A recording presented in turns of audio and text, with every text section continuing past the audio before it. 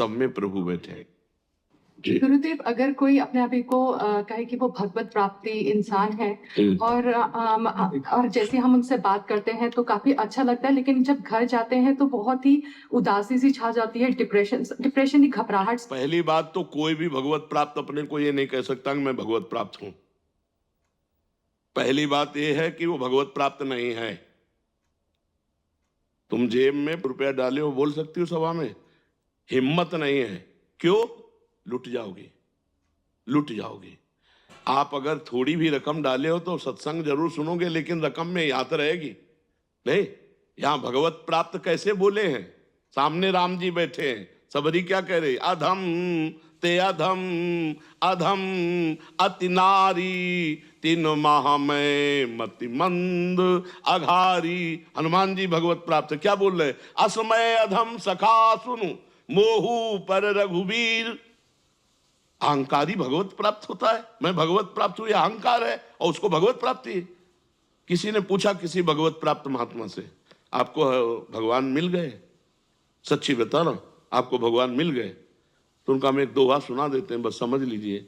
जब मैं था तब हरि नहीं, अब हरि है मैं नाही, प्रेम गली अति साकरी, तामे दो न समाई।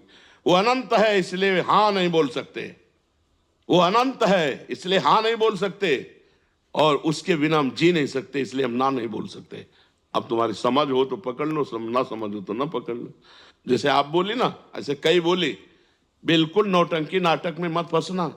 भगवत प्राप्त में सबसे पहले लक्षण होते काम क्रोध मद मान न मोहा, लोभ न क्षोभ राग नहीं द्रोहा।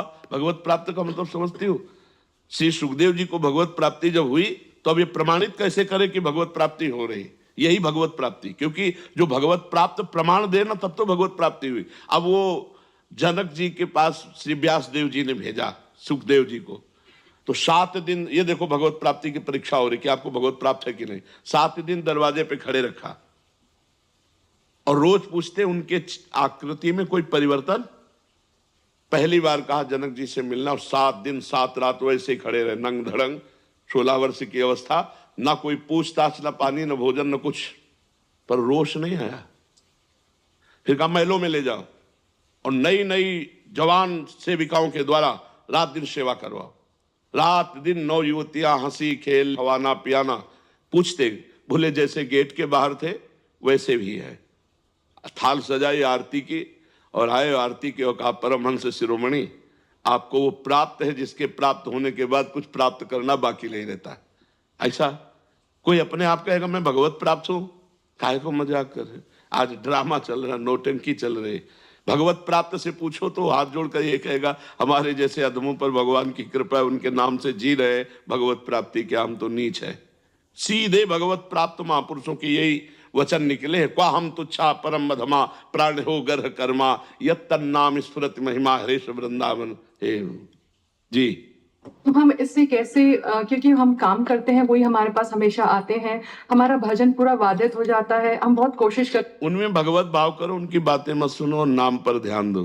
भगवान का नाम ध्यान में रखो और सब में भगवत भावना करो, ना किसी की निंदा करो, ना किसी का संग करो। बहुत संभाल कर अपने आप को रखो। भजन मार्ग में चरित्र पवित्र हो तभी भगवत प्राप्ति के योग्य हो। चरित्र भ्रष्ट न आदमी न पुरुष स्त्री, कोई चरित्र भ्रष्ट भगवान को नहीं पा सकता।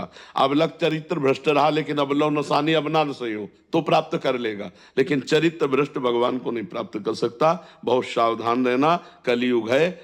भक्ति का एक दिखावा करके बड़ा दम्भ पाखंड के नौटंकी नाटक चल रहे हैं।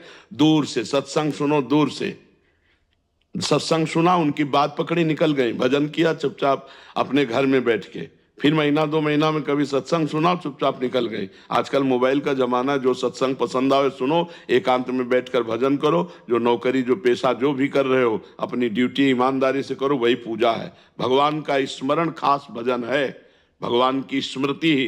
पूरी गीता सुनने के बाद अर्जुन जी को क्या मिला? नष्टो मोहा स्मृतिर्लब्धा तत्प्रसादान में अच्युता, भगवद स्मृति, स्वरूप स्मृति। स्मृति प्राप्त होना ही सबसे बड़ी बात है। जी।